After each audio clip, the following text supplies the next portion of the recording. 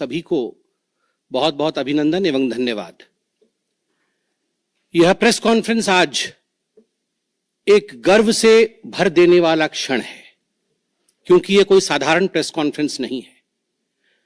मैं बैठा जरूर भारतीय जनता पार्टी के कक्ष में हूं, हेड ऑफिस में हूं, मगर मुझे लगता है मैं केवल एक भारतीय जनता पार्टी के प्रवक्ता के नाते नहीं, केवल भारतीय जनता पार्टी के एक सांसद या कार्यकर्ता के नाते नहीं, एक भारतीय के नाते, एक इंडियन के नाते आज ये प्रेस कॉन्फ्रेंस कर रहा हूं।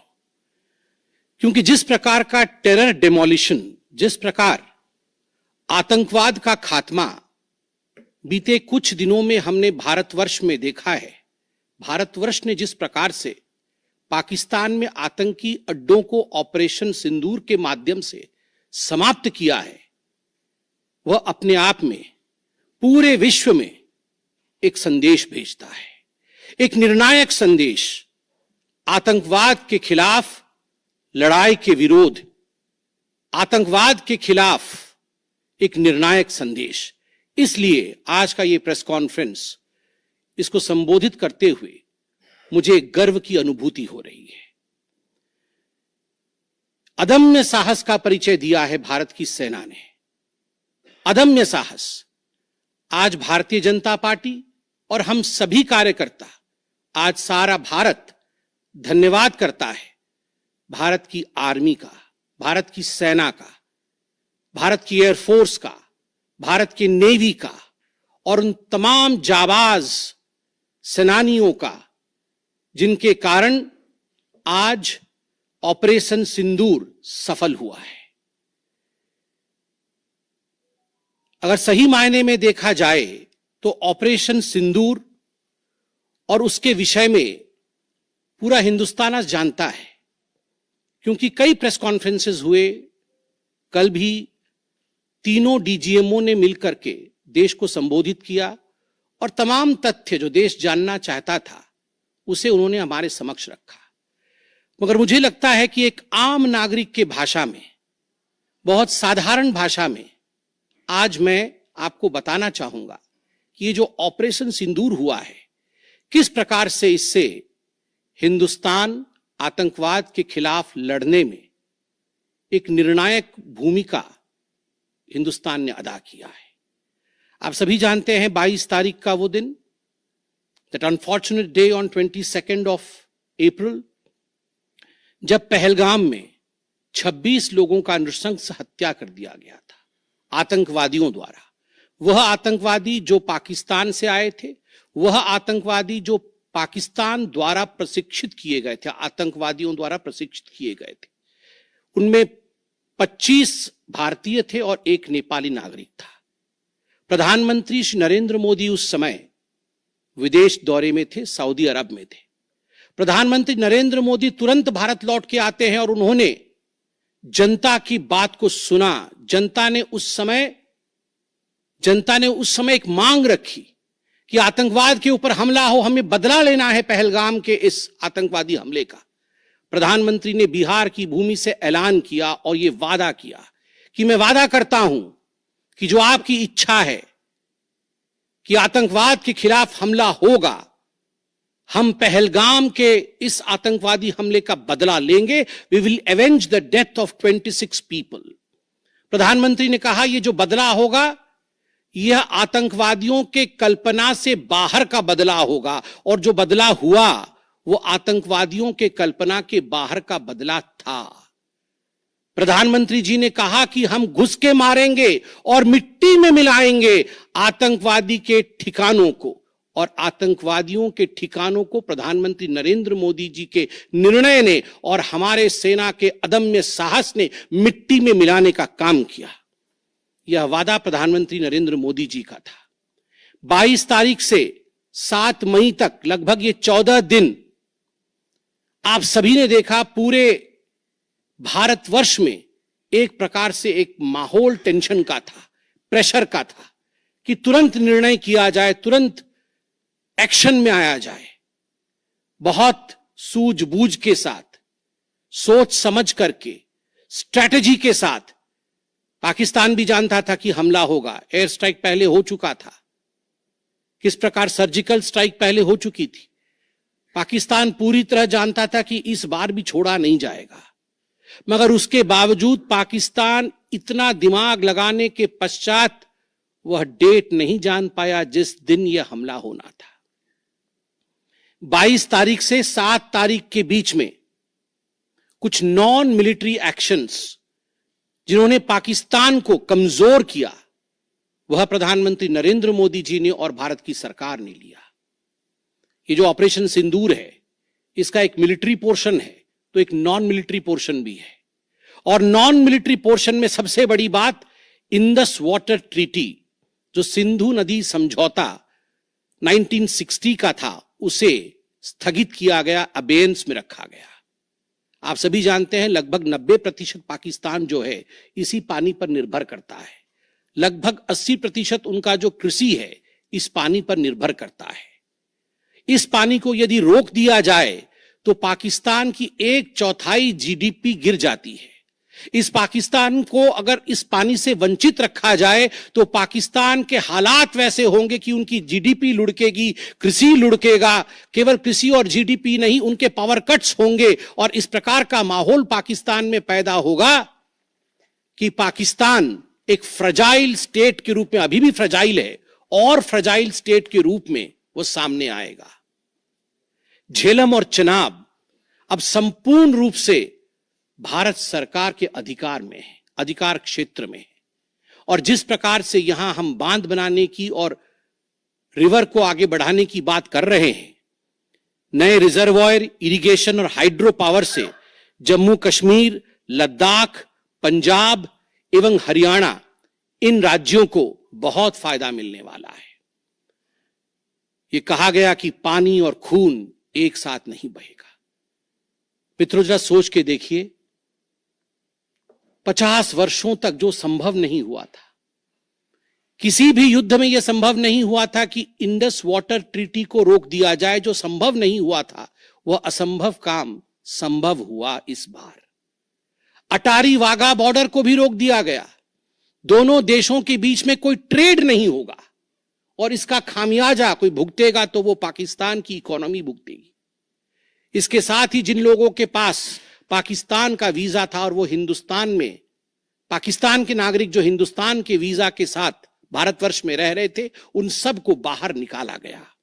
पाकिस्तान का कोई भी आर्टिस्ट, कोई भी परफॉर्मेंस वो भारतवर्ष में नहीं हो सकता है। इस प्रकार के कड़े प्रतिबंध पाकिस्तान के ऊपर लगाए गए।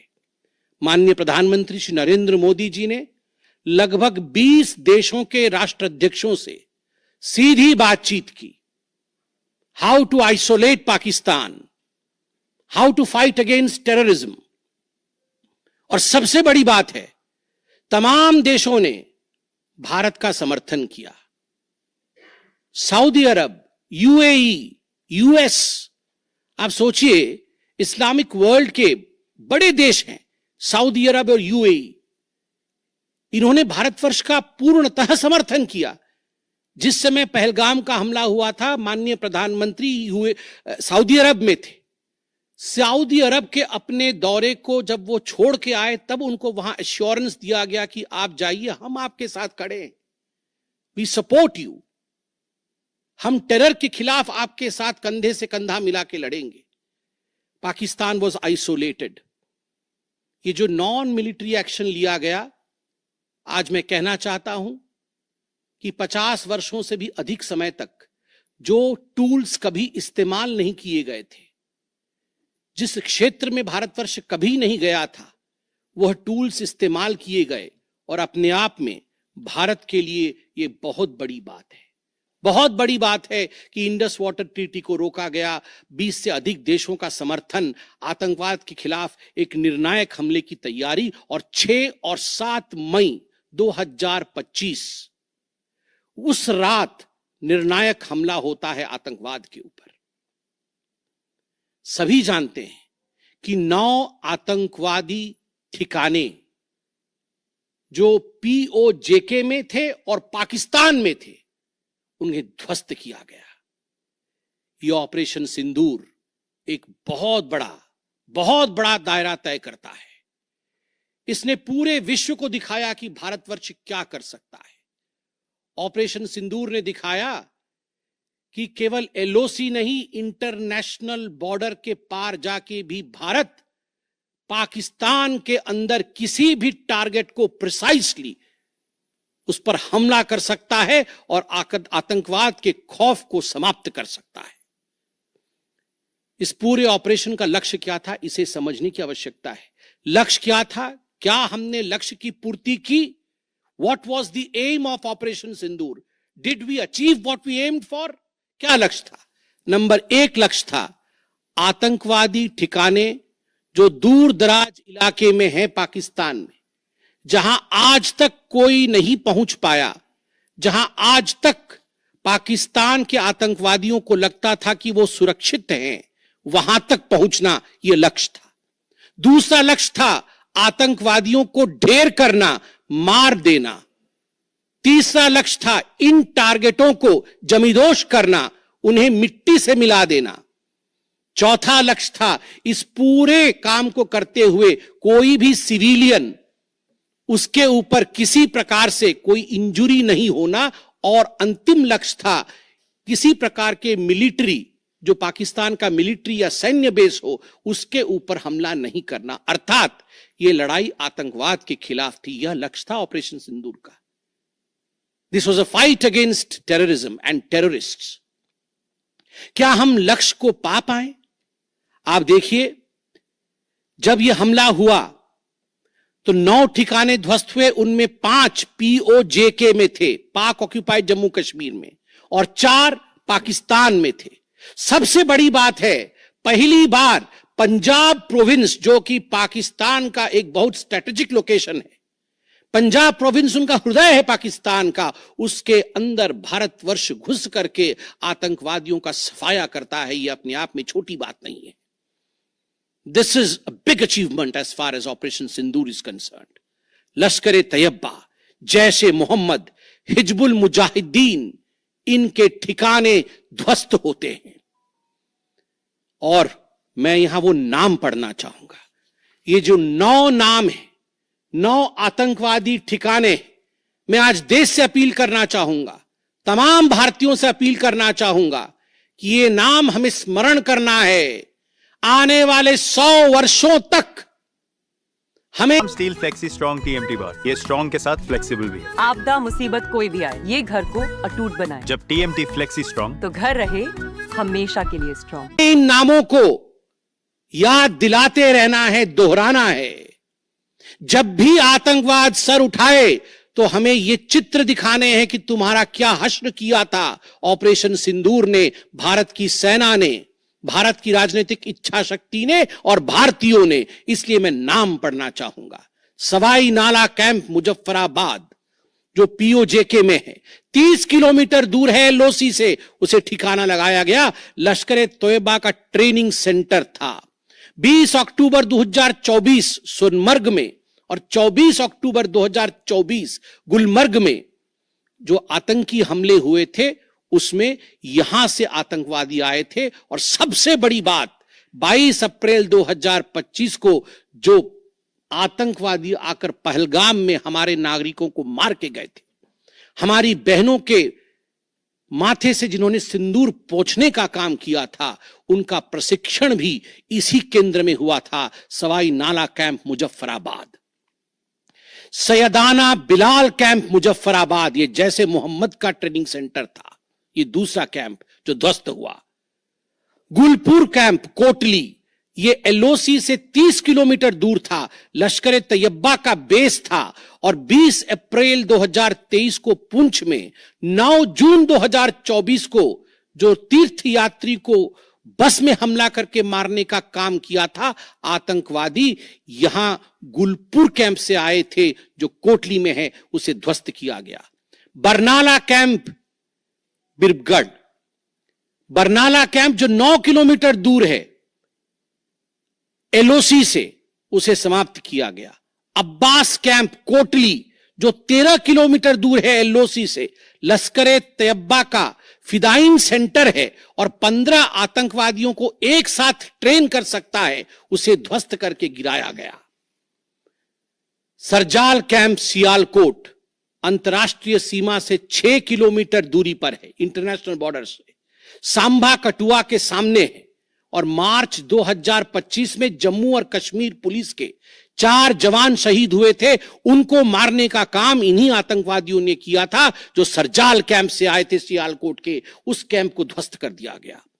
महमूना जाया कैंप सियालकोट जो कि 12 से 18 किलोमीटर इंटरनेशनल बॉर्डर से दूर है, मैं एलओसी की बात नहीं कर रहा हूं, इंटरनेशनल बॉर्डर से, और हिजबुल मुजाहिदीन का अड्डा है, बहुत बड़ा कैंप है। कठुआ और जम्मू क्षेत्र में जो भी आतंकवादी गतिविधि होती है, सियालकोट के इस मजनूमा जाया कैंप से आतंकवादी भेजे जाते हैं। भारतवर्ष ने उसे ध्वस्त किया। मरकज तैयबा मुरीद के जो कि अंतर्राष्ट्रीय सीमा से 18 से 25 किलोमीटर दूर है।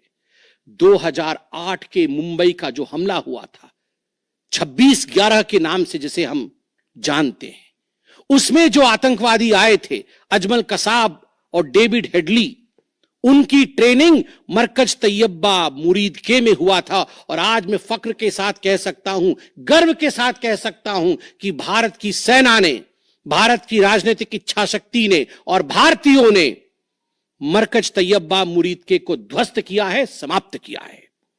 मरकज सुभान अल्लाह बहावलपुर इंटरनेशनल बॉर्डर से 100 किलोमीटर की दूरी पे है। विश्व में किसी ने ऐसा नहीं सोचा होगा, पाकिस्तान ने तो सपने में भी नहीं सोचा होगा कि भारत की सेना के पास, भारत की एयरफोर्स के पास और भारत के राजनेताओं के पास ऐसी इच्छा शक्ति होगी कि इंटरनेशनल बॉर्डर से 100 किलोमीटर दूर घुस के वो हमारे आतंकी अड्डे को ध्वस्त कर सकते हैं। मरकज सुभान अल्लाह जो कि जैशे मोहम्मद का मुख्यालय था, उस मुख्यालय को भारत की वायुसेना ने ध्वस्त किया। यह कोई छोटा विषय नहीं है।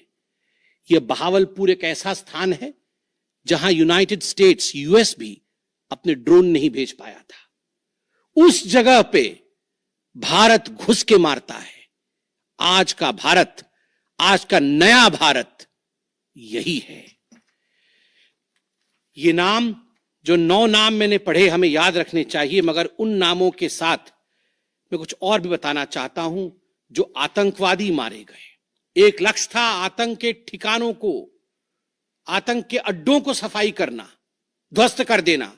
दूसरा लक्ष्य था ऑपरेशन सिंदूर का, आतंकवादियों को चुन चुन कर मारना, उन्हें मिट्टी में मिलाना।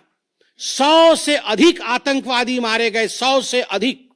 मैं कुछ आतंकवादियों के नाम पढ़ता हूं जिनको कि हम डिस्कस करते थे डिबेट्स में, टीवी पे, यूएन में, जिनको कि यूएस ने भी कंडेम कर रखा था। मैं नाम पढ़ रहा हूं। मुदस्सर कादियान खास उर्फ मुदस्सर उर्फ अबू जुंदाल। अबू जुंदाल नाम से हम जानते थे इस आतंकवादी को। और जो लश्कर तैयबा का आतंकवादी था, वो मरकज तैयबा का जो मुरीद के में है, उसका इंचार्ज था। जब वो मरा तो उसके गार्ड ऑफ ऑनर, उसका जो जनाजा निकला, उसमें पाकिस्तान के आर्मी के अधिकारी थे, पाकिस्तान आर्मी के चीफ थे, पंजाब सीएम मरियम नवाज भी उसमें रही।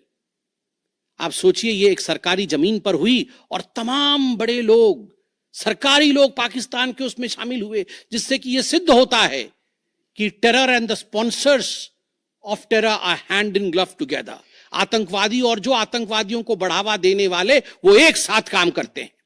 दूसरा, हाफिज मोहम्मद जमील, ये जैशे मोहम्मद का आतंकवादी है। ये ब्रदर इन लॉ, साला था मौलाना मसूर अजहर का, और इंचार्ज था मरकज सुभान अल्लाह बहावलपुर का, वह भी मारा गया।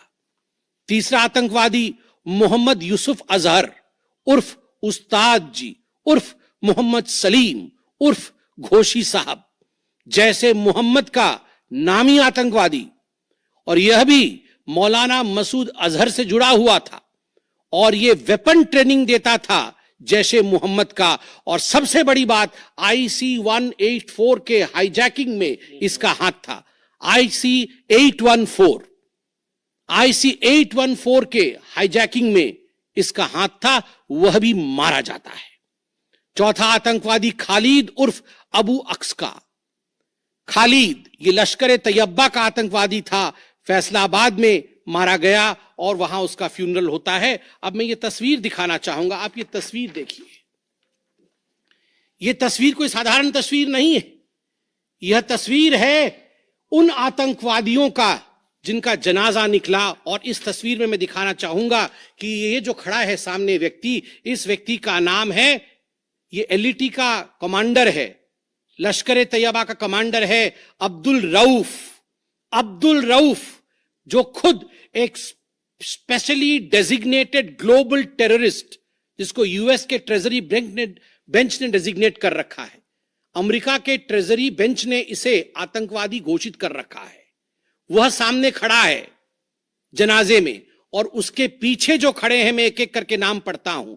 लेफ्टिनेंट जनरल फैयाज हुसैन शाह जो कि लेफ्टिनेंट जनरल है पाकिस्तान आर्मी के, मेजर जनरल राव इमरान सरताज जो कि मेजर जनरल है पाकिस्तान आर्मी के, ब्रिगेडियर मोहम्मद फुरकान शब्बीर पाकिस्तान आर्मी के, डॉक्टर उस्मान अनवर IGP पंजाब, और मलिक सोहेब अहमद बर्थ member of provincial assembly of Punjab. ये बड़े बड़े लोग, तथाकथित सरकार के बड़े बड़े लोग पाकिस्तान के आतंकवादियों के जनाजा में शामिल होने आए हैं। और जनाजे को लीड कर रहा है एक आतंकवादी, डेजिग्नेटेड आतंकवादी। और आप देखिए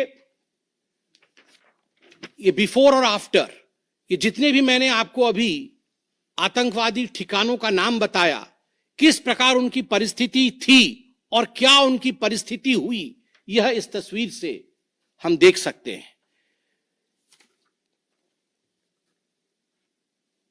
तो उद्देश्य में बता रहा था, ऑपरेशन सिंदूर का उद्देश्य बहुत स्पष्ट था।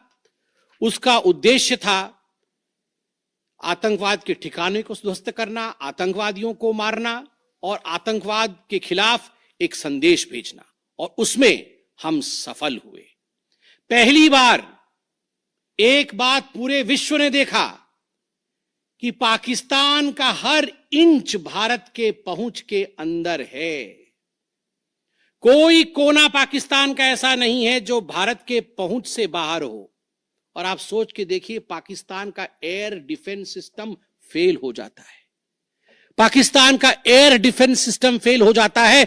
जिस समय 6 और 7 के रात के बीच ये पूरी कार्यवाही हो रही थी, रफाल विमान द्वारा स्काल्प और हैमर मिसाइल्स के माध्यम से 23 मिनट के अंदर, 23 मिनट्स के अंदर एक विंडो था, जिस विंडो के अंदर ये 9 के 9 आतंकवादी ठिकाने उन्हें ध्वस्त कर दिए गए।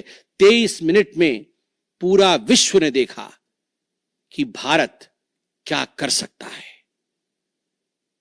मुझे लगता है पूरे विश्व में इस प्रकार से 23 मिनट के अंदर इतने प्रेसिशन के साथ आतंकवादी ठिकानों पर हमला किसी देश ने पहले किया होगा। और जब यह पूरा एक्सरसाइज समाप्त हुआ, उसके बाद जब हमारे MEA ने, हमारी आर्मी ने प्रेस कॉन्फ्रेंस किया, तो उसमें कुछ 4 शब्द बहुत महत्वपूर्ण थे। वो 4 शब्द हैं controlled, precise, measured, non escalatory.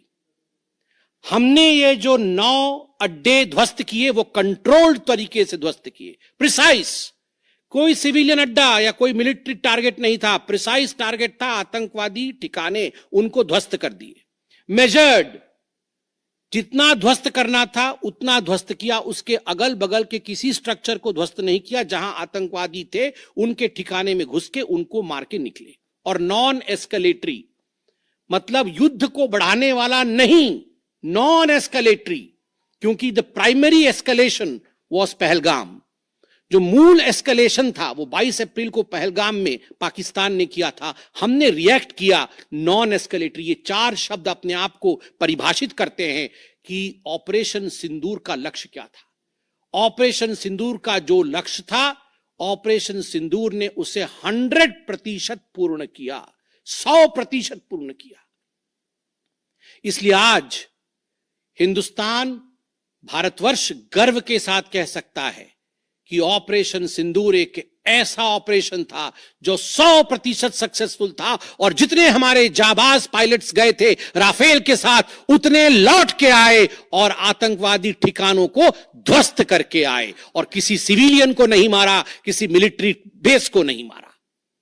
मगर दुखद है, जैसा कि पाकिस्तान से एक्सपेक्टेड है, पाकिस्तान उसके पश्चात रिटेलिएशन करता है, पाकिस्तान अपने ड्रोन्स इत्यादि भेजता है, मगर भारत की सिस्टम ने पाकिस्तान के इन ड्रोन्स को, इन मिसाइल्स को हवा में ही समाप्त कर दिया। और सबसे बड़ी बात है, एयर डिफेंस सिस्टम लाहौर का 7 और 9 तारीख के बीच लाहौर के एयर डिफेंस सिस्टम को समाप्त करने का काम हिंदुस्तान ने किया।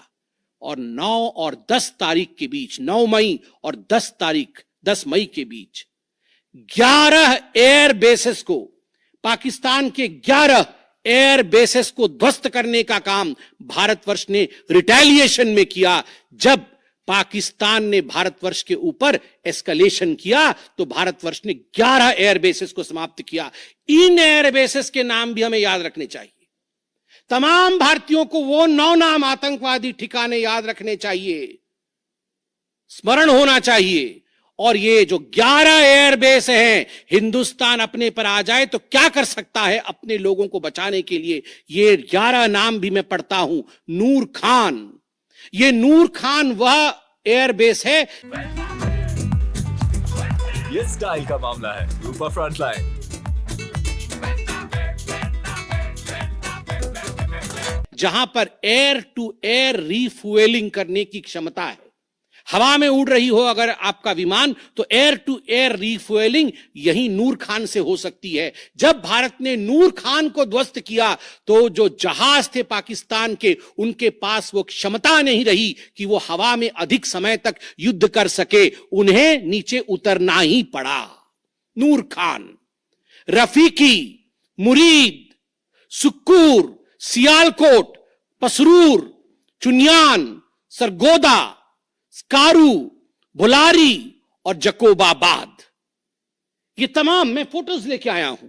जकोबाबाद का ये फोटो देखिए, क्या था पहले और क्या हुआ बाद में, क्या था पहले और क्या हुआ बाद में। आप देख सकते हैं परखच्चे उड़ गए। यह है प्रिसीशन ऑफ इंडियाज अटैक।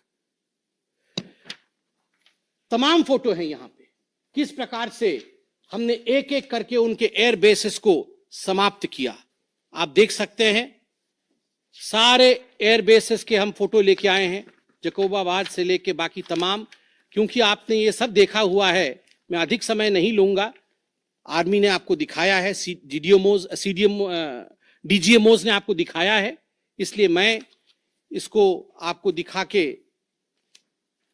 दोबारा, I would not like to take much time, but मैं रिमाइंड करना चाहूंगा कि 11 एयर बेसेस को हमने ध्वस्त किया। और इसमें एक बड़ा विषय है, पहली बार विश्व में किसी देश ने एक न्यूक्लियर कंट्री के अंदर घुस करके उनके एयर बेसेस को समाप्त करने का काम किया। पाकिस्तान एक न्यूक्लियर कंट्री है, उसके अंदर घुस करके उनके एयर बेसेस को 20% पाकिस्तान के एयरफोर्स के इंफ्रास्ट्रक्चर को भारतवर्ष ने नाकाम कर दिया। 20% of PAF's infra was destroyed by India. Just imagine, एक न्यूक्लियर कंट्री है, उसमें घुसकर मारना, यह अपने आप में पूरे विश्व में पहला इंस्टेंस है। और भुलारी एयरबेस में 50 PAF पाकिस्तान एयरफोर्स के जवान मारे गए, जिसमें स्क्वाड्रन लीडर उस्मान यूसुफ भी मारे गए। कुल मिलाकर के 9 आतंकी ठिकाने, 11 एयरबेस, 100 से अधिक आतंकी, 50 जवान और अपनी इज्जत, यह पाकिस्तान ने खोया है। I repeat, what Pakistan has lost via operation Sindoor. 9 आतंकी ठिकाने, बड़े बड़े आतंकी ठिकाने, 11 एयरबेस, 100 से अधिक आतंकवादी, 50 से अधिक जवान और अपनी इज्जत, यह पाकिस्तान ने खोया है। यह झटका पाकिस्तान सह नहीं पाया और उनके डीजीएमओ का 10 तारीख को ही फोन आया और उसके पश्चात मैं कहूंगा ये सीज फायर नहीं, ये एक अंडरस्टैंडिंग है। ये एक अंडरस्टैंडिंग है कि यदि भविष्य में किसी प्रकार का कोई भी आतंकी हमला होता है तो ये अंडरस्टैंडिंग तोड़ दी जाएगी। हमने करके दिखाया है। जो पहले कभी नहीं हुआ था वो हुआ है इस बार। अंदर घुस के मारा है हमने। ये एक अंडरस्टैंडिंग है। और सबसे बड़ी बात है, पाकिस्तान में उनके मौलाना, उनके मौलवियों ने पाकिस्तान का साथ नहीं दिया, मगर हिंदुस्तान की एकता देखिए, हिंदुस्तान का भाईचारा देखिए। पूरा देश एक होकर खड़ा हुआ। पूरा देश सेना के पीछे, सेना के अदम्य साहस के पीछे, हमारी राजनीतिक इच्छा शक्ति के पीछे पूरा भारत एक होकर खड़ा हुआ। और आज मैं कहना चाहता हूं कि आज पाकिस्तान पूरे विश्व में अलग थलग पड़ा है। पहले भी ऐसे वक्त थे, अनेकों प्रयास भारतवर्ष करता था। पहले हम सबूत देते थे, प्रयास करते थे डोजियर के माध्यम से पाकिस्तान को प्रूफ दे आतंकवाद का। वो डोजियर लेती थी मगर उस पर काम नहीं करती थी। मगर आज नए भारतवर्ष ने पाकिस्तान को बख्शा नहीं है।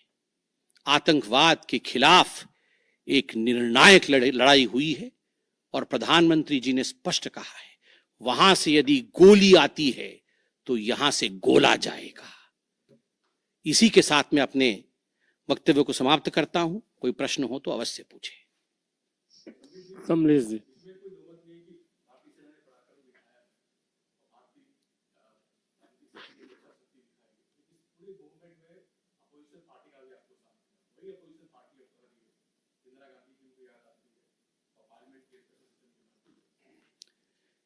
देखिए, मुझे लगता है आज का दिन पूरे भारत का दिन है। मैं ऐसा नहीं कहूंगा कि आज मैं भारतीय जनता पार्टी के प्रवक्ता के नाते कह रहा हूं। मैंने शुरू में ही कहा था, आज मैं भारतवर्ष के एक साधारण नागरिक के रूप में जो अदम्य साहस हमारे सेना ने दिखाया है उसका विवरण किया। पाकिस्तान ने क्या खोया है और हिंदुस्तान ने क्या पाया है वो मैंने आपको दिखाया है। इसमें तमाम पॉलिटिकल पार्टी ने एकजुटता दिखाई। यह भी अपने आप में एक बहुत बड़ी अचीवमेंट है, बहुत बड़ी बात है। और आज मैं नहीं चाहता हूं मैं किसी की आलोचना करूं। और मैंने कहा कि विगत दिनों में वह भी एक प्रयास था जहां हम प्रूफ देने की कोशिश करते थे, हम डोजियर इत्यादि देते थे। हम 26/11 भी हुआ था, उस समय भी हमने प्रयास किया था कि हम पाकिस्तान को समझाएं कि देखो तुम्हारे आतंकी आके क्या कर रहे हैं हमारे देश में। मगर पाकिस्तान मानता नहीं था। पाकिस्तान को लगता था कि they can take India for granted. मगर अब परिस्थिति बदले हुए हैं। अब कोई हिम्मत नहीं कर सकता है इंडिया के ऊपर आंख उठा के देखने का। आमोद राय।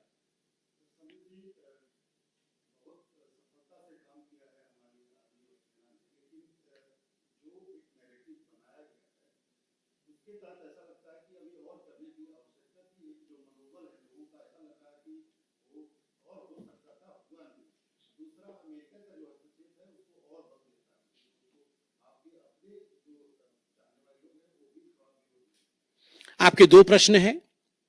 पहला प्रश्न है कि बहुत सारी सफलताएं रहीं मगर लोगों के मन में और की इच्छा थी।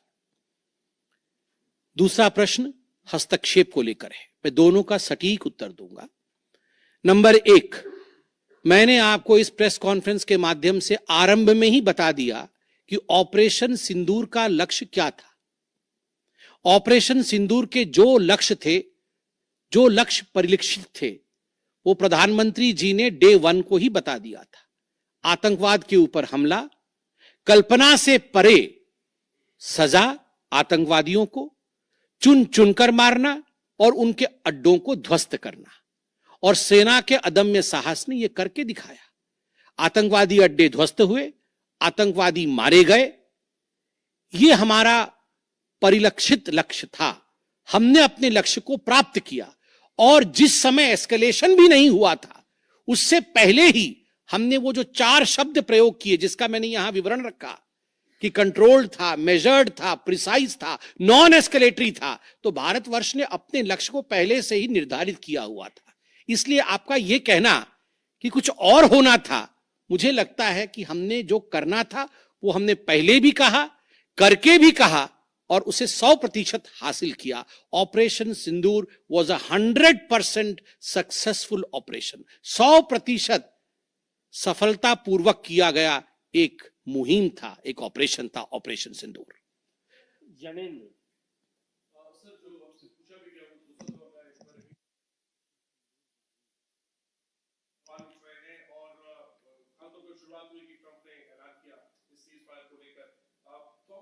इसको लेकर सवाल उठा रही है और बल्कि इसमें जस्ट एक जोड़ दूं जो बीएसएफ का जवान पाकिस्तान की कस्टडी में है उसको लेकर कांग्रेस जो है डोनाल्ड ट्रंप से सवाल पूछ रही है कि वो कब रिहा होगा। इस पर आप क्या जवाब देना चाहेंगे? देखिए, पहली बात तो है, जहां तक मध्यस्थता इत्यादि का विषय है, मैंने बहुत स्पष्ट रूप से कहा अभी, जितना मेरे डोमेन में नॉलेज है, और डीजीएमओज ने अपने प्रेस कॉन्फ्रेंस में एक बार नहीं कई बार कहा कि फोन हमारे डीजीएमओ को पाकिस्तान के डीजीएमओ का आया था। पाकिस्तान के डीजीएमओ ने कहा कि there should be some kind of stoppage, और चूंकि हमारा लक्ष्य पूर्ण हो चुका था, हम तो शुरू से ही एस्केलेशन के फेवर में नहीं थे, एस्केलेशन नहीं होना चाहिए था, नॉन एस्केलेटरी था। पाकिस्तान के डीजीएमओ ने फोन किया। दूसरे देशों का फोन, जहां तक दूसरे देशों का फोन आने का सवाल है, देखिए ऐसी परिस्थितियों में तमाम देश एक दूसरे को फोन करते हैं, सभी देश एक दूसरे को फोन करते हैं, क्या मदद कर सकते हैं, किस प्रकार से कूल डाउन हो सकता है, इस विषयों पर चर्चा होती है। भारतवर्ष यूक्रेन भी फोन करता है, भारतवर्ष रशिया भी फोन करता है, सब जगह फोन करते हैं, हर कोई एक दूसरे को फोन करता है। इसमें किसी प्रकार का मगर संशय नहीं है कि डीजीएमओ पाकिस्तान ने फोन किया भारतवर्ष के डीजीएमओ को सीज फायर डिमांड करते हुए, रिक्वेस्ट करते हुए, डिमांड नहीं रिक्वेस्ट करते हुए। और कोई प्रश्न? दृष्टि एक मिनट सर, एक मिनट दे दो, जवाब दे दूंगा। दृष्टि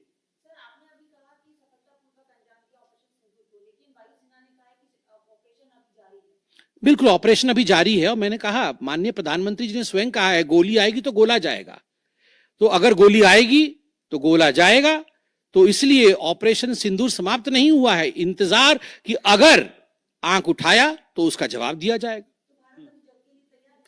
देखिए, ये आपको क्या लगता है, इन प्रश्नों का जवाब कि जंग के लिए हमारी क्या तैयारी है, इसका जवाब प्रवक्ता देंगे। इसका जवाब तो जहां उचित फोरम में होना चाहिए वो देंगे।